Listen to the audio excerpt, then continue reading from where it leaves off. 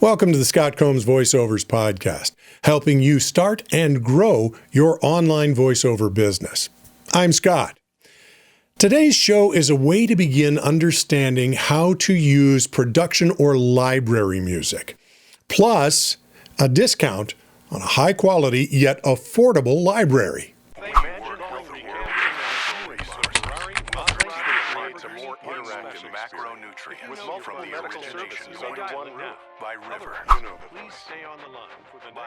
Occasionally you need access to music for one reason or another, either to make a demo or to add music to a project for a client. I can tell you that every single one of my messaging on hold clients wants me to add music to the project. And it's either music underneath the voiceover or it's music between each of the messages. You can't just grab any music off the internet and use it. You don't have the right to it. So you're either going to pay by the track or you're going to lease an entire library. And with the way things are going on the internet, that's getting less and less expensive and the quality is improving. I've been using music off the internet for a very long time, and I've run across a company that I think is very interesting that we're going to be talking with today. If you like content like this, please like, subscribe, and ring the bell so you're informed anytime I add any new stuff to the channel. Also, don't hesitate to share this stuff with your friends. Today, I'm talking with Eric Robertson from Pleasant Pictures Music Club. All relevant links will appear down below. This interview is informative, enjoyable, and will save you money if you choose to subscribe to Eric's library, pleasantpictures.club. I know I intend to. We're talking with Eric Robertson. He's a music producer for library music, for lack of a better term, and he may help define it a little better as we go along. His company is Pleasant Pictures Music, and you're out of where? I'm out of Provo, Utah. Wow, you've got beauty and quietness. I live right up at the bench of the mountains. It's beautiful. That's awesome. Give us a quick background, because I've been through some of your music and some of your website. And I saw your music associated with some pretty high-profile stuff, which is very cool. You're out of Utah, you're up in the mountains, and you're in this business, and it's really cool. So give me your background. How did a guy from Utah get to where you are? So I was forced to play piano as a child, and I hated it. And when I was in like ninth grade, my parents let me quit piano, but they said, here's an electric guitar and a drum kit. And I was interested in rock music. So I made awful music for the next 3 or 4 years. And then I realized piano's actually, the best one. It's the map of everything else. So in college, I studied some music a little bit. And what I did is I started doing the music for my friends in the film department and then the advertising agencies. So I had all these friends in the film school here. I was just collaborating with them. And then they went on to work for big agencies. So that's how I got these gigs. Is I've done stuff for Tesla, Reebok, Wendy's. We just did stuff for the Utah Jazz this year, all the in-house like pump-up stuff. Fun. My partner's done stuff for Apple. So between the two of us, we've done a lot of high-end clients. And so what we realized is we had all these people asking us, do you have any songs we could use? And we're like, so we had this Dropbox folder. And I didn't want to do that anymore. I'm like, I'm going to create a library.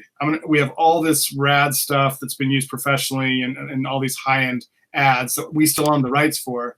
So we created Pleasant Pictures Music Club, and now we're just filling it up with really cool, unique stuff that doesn't sound like anything else. That was a thing that I noticed right away. Now, I've been a producer. Shoot.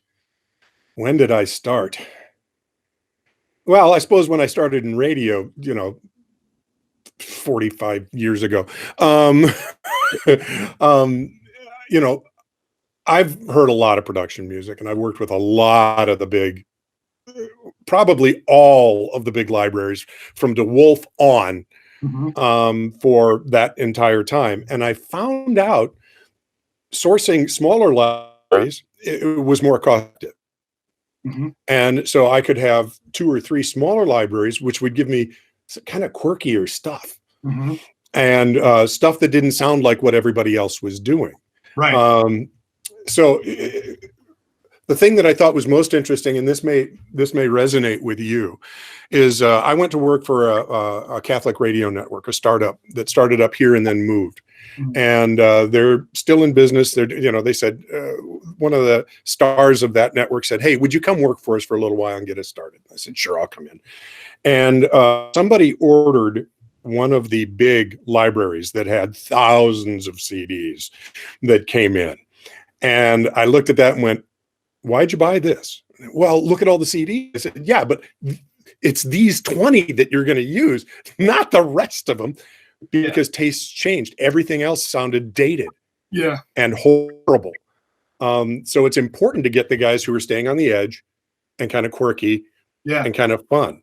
Now, I do have a question about that, but I want you, well, you've given us Pleasant Pictures music background a little bit. So let me ask you this question. I was listening to some of your sports cuts. Yeah. And I went, wow, it's not death metal. What happened? Are you talking about the sports like on our YouTube? Yeah. Yeah. I saw some of those. So we work with creative directors, and a lot of times they're like, "Hey, we love this type of thing," and we kind of reference it and then make something. Or sometimes they say, "Hey, we trust you, go for it." And so the creative director, I guess, didn't like metal. He wanted more of a hip hop, modern, urban vibe. And so we channeled that. And then one of them was a throwback to the 90s when the Jazz were playing the Bulls back in the finals for a couple of years. And there was an old announcer called Hot Rod Hundley who's iconic. And he had since passed. So we cut his voice in to over this like kind of Fresh Prince of Bel-Air, kind of like 90s hip hop. And they loved it. Well, I was there for when it unveiled at the Jazz game, and the crowd they loved it because it was so nostalgic for them. That's awesome. And this is the thing you guys do. You do a lot of custom music. So clients come to you and say, "This is the feel we want. This is the tempo we want, maybe." Yeah. Or we want it to sound kind of like this song without stepping on any copyright toes. Yeah. So sometimes people will give us a top 40 song or something that's already been done and they can't afford. And they're like, "We love this." And then our job is to dissect it and break it apart and then rebuild something that doesn't rip it off at all, but delivers the same like punch, I guess, or impact that original piece would. So that's a lot of what we do. But like I said, my favorite is when they really trust us and say, "We just need something freaking rad," and like just do that. And then that's when we do our best work, because when people don't give us a reference and trust us. And then usually we retain those rights. We'll give exclusivity to a client for 6 months to a year so they can run their campaign with that track. And then we put it back in the library, and then we can license it to everyone else. Oh, that was a question I had. How are you going about that? That is so awesome. It's a little like, oh shoot, what's the name of that? I'm trying to remember the library for sound effects that Hollywood Edge. Okay, yeah. They'll do it. They'll put their sound effects into a major movie. They'll do all the Foley work. They'll do everything else, and then once the licensure is up with the movie, they put it on a CD or DVD or online, I suppose now, and you can buy it. And these are Hollywood quality sound effects. I started using those guys years ago, and it has been awesome. Let's step back a little and get kind of a higher end view. Why do producers want music in their productions? Well, music is a universal language. Anyone can hear the music and not have to understand even what the lyrics are saying to get the feel most of the time. So music is just vibrations in the air that speaks to your soul. And so it can either enhance the project to like levels unknown, or it can really dumb it down and make it super boring. So music is kind of I think it's like it's like a secret weapon. People who do it right, and they get the effect and they get the results from their campaign or commercial or movie or moment that they're going for. So can you talk a little bit about how music interacts with a performance? What type of performance? Let's talk voiceover. Let's keep it in line with the channel. But say I was looking at some commercials. Oh shoot, who's the swimmer? Phelps? Yeah, Michael Phelps. And I looked at the way the music interacted with that performance along with the set. And do they give you a concept and say, "Here's what we're going to do"? Can you make music that enhances that? Yeah, so it's all, man, it's a whole scope of how people work with us. But in that case, they said, yeah, we did a commercial for Huggies. That's what you're talking about. So Yep. they had Michael Phelps and his family and his kids, and it had a setup story. The first 10 seconds was him setting the story, and then it explodes into a bunch of fun stuff. So we saw the pacing. They gave us the raw footage, and they said at this point, at like let's say 10 seconds, this is where it gets fun. And so we mapped it out, and we probably did a couple versions. Usually, it's Yeah. one version, two, version three, but we sat with it and composed what we thought would work, and they ended up loving it. Well, I can see why, because as I listened to it, I went, yeah, this is perfect. It works absolutely great. Let's go the other direction, which is where got me end up going. I listen to the music, and then my read has to accommodate it. How might you choose music to complement a read? Okay, so there is on the EQ spectrum, which is the range of sound, voices sit. A man's voice sits lower, a woman's voice sits higher. So we specifically have tracks that leave that space open where the voice comes through. So with a synth lead or something really bright doesn't usually work with a voice. Also, if you really pay attention to music, the stereo, you can tell if instruments have been panned, which means they're far left and right, which gives space to the middle. And a lot of times we do that, so a voiceover can be right in the middle up front, while the other instruments are in the side, as opposed to having a lead instrument in the front fighting where the voice would sit. So if I was testing out music, I would, get a track, record my voice to it, and then see if it's distracting. Be objective, bring someone else in and say, hey, can you hear my words? Are you getting the story? Or is the melody too strong? And it's a balance. You don't want to get a song that's like too fun if you're trying to like get a somber message across, and vice versa. You want to have it match. And usually you're not going to pick the right song immediately. You need to go through it. That's why a library is helpful. You can type in tags and download and try some different songs. And it doesn't, rarely does someone give me a project with a voiceover where I pick this first song immediately and it works. I have to like really kind of put some work into it, and that's where it pays off. Well, I can tell you there are times when I'm going through dozens of tracks going, nope, that doesn't work. Nope, that doesn't work. And after all these years, I hear the first three notes and I'm going, nope, next one, nope, next one, nope. And this is why libraries need to have some girth to them, some size, so you can choose. And you find, and when you'll hear it when you find the one that clicks. Yeah. One trick I've used a lot is to listen to the music while I'm cutting the voiceover.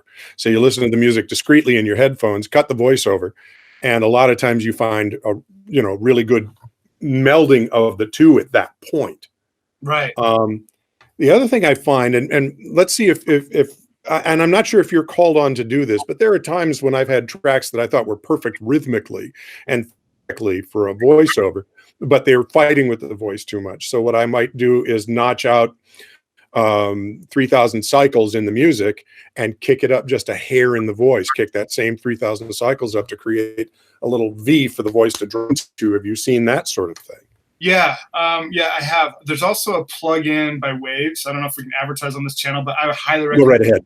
It's called Vocal Writer by Waves.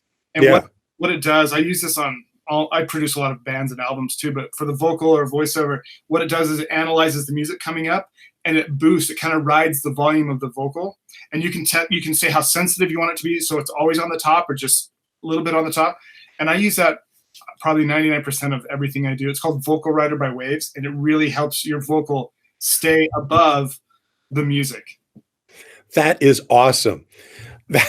I'm going to go looking for that one. Oh, yeah. I am going. Essential. You have to have it. If you do voiceover or even vocal performance, it's essential. Yeah. Awesome. Talk to me about what kind of mindset you need for creating library music. It's not the same as, Taylor Swift has it easy. She's always breaking up with somebody, so there's always a theme, right? How about you? It's so difficult sometimes because there's a balance between like, okay, this is what we're noticing that's getting used a lot right now. This is cool. So we can either chase the trend, which is really unfulfilling to me.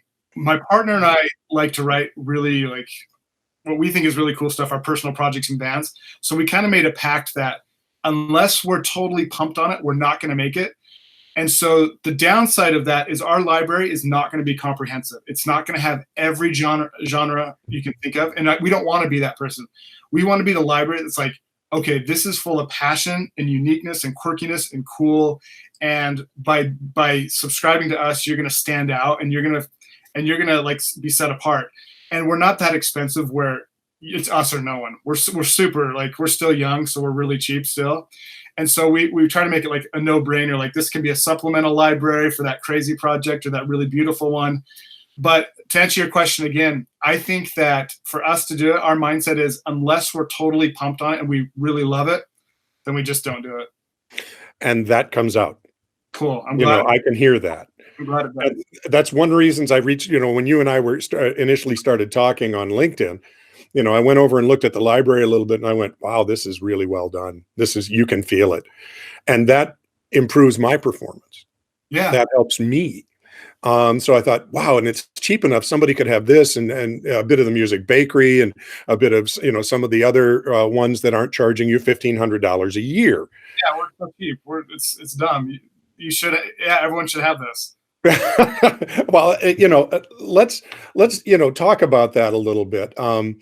Pricing for library music in general can be stratospheric, and licensing.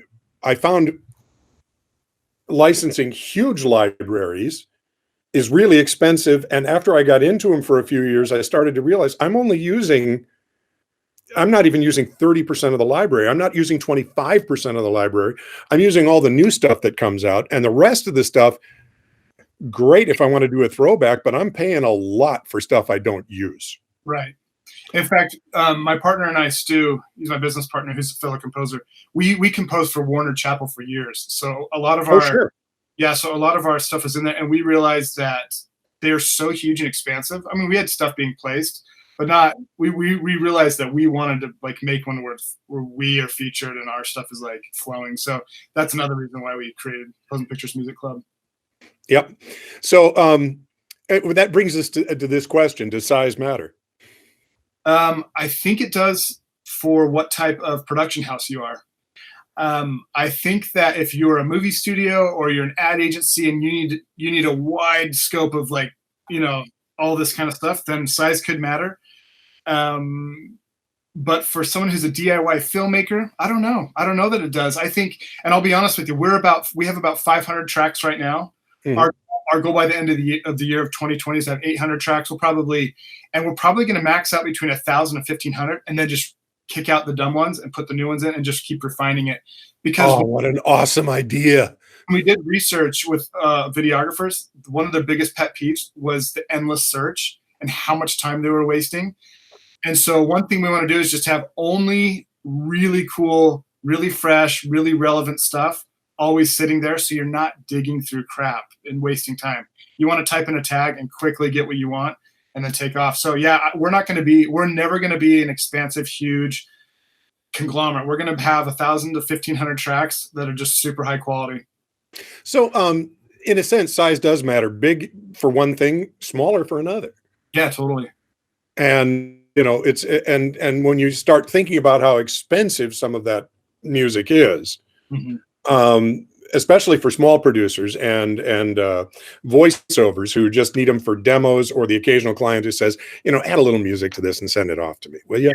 And you know, they need something a little less expensive probably, but it still has to be cool. Yeah, I mean, why send anything that's dumb? I mean, or low budget? I mean, then you might as well not do it, in my opinion. Exactly. Now talk to me about pricing for your library, because I thought it was more than reasonable. Yeah. So normally we're $199 a year, or $90 a month, which is a year contract. And then, but due to the coronavirus and stuff, we realized that we really can help a lot of people because it's just me and my partner. So we don't have a lot of overhead, and we're delivering a digital asset. It's not like a restaurant where we have to buy it to, you know. So we have a digital asset that we can offer. So we're $99 a year right now. Unlimited. Oh my. So it's unlimited for the whole library, $99 a year. You can download. And also, even on top of this, if you already have a subscription, an active subscription to another library, we'll give you 50% off. And that'll be, so you can lock it in lifetime for like $50 a year. So it's stupid low right now, but I realize that so many people need to make content and need to sell their products, and they're probably hurting. And we're in a position where we can do that. And it's really like not much sweat off our backs to lower the price, because like I said, our overhead is not like the big libraries that have a ton of staff and hosting and all that kind of stuff. That's awesome. Eric, on that note, I am going to let you go. And I'm going to suggest folks check out, what's the URL? It's pleasantpictures.club. Oh, what a cool idea. Yeah, so it's Pleasant Pictures Music Club. You can Google it. It's the first thing that comes up, or pleasantpictures.club. And like I said, so it's $99. And then when you check out, there's an email. Just send us proof of your existing subscription, and then I'll send you a code, and you can get 50% off that. Oh, that's such a terrific deal. And I'm hoping everybody who sees this takes a look at the library and here's what I heard, which was, ooh, yeah, this is pretty cool. I could do something with this. It'll inspire you, I hope. Yep.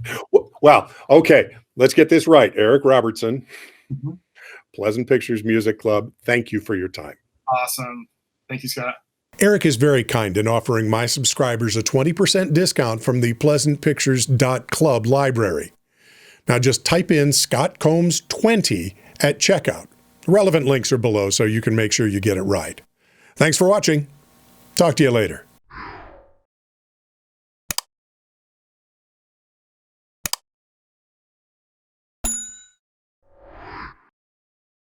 We're talking to Eric Robinson, and Eric Robinson is well, for lack of a better term, and he'll help me define it. All right, it's Eric Robertson. Oh, let's start over. Yeah. Well, how did I get Robinson? You and 50% of the people do that, so you're fine. Is that true? Oh, yeah. That's hilarious. Well, I am very sorry. I know. Eric Robinson. Eric, well, can we call you Smith? Sure, go for it.